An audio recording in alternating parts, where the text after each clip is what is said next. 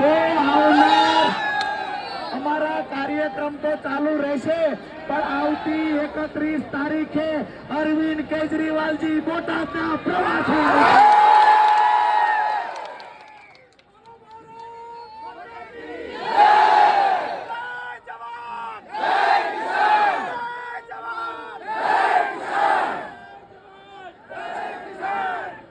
બીજી એક મહત્વની વાત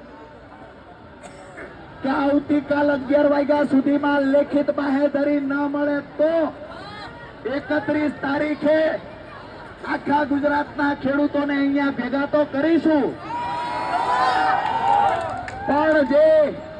સિંઘમના દીકરાઓ આજ સવારના દંડા પછાડે છે એને કહીએ છીએ 35 વર્ષનો યુવાન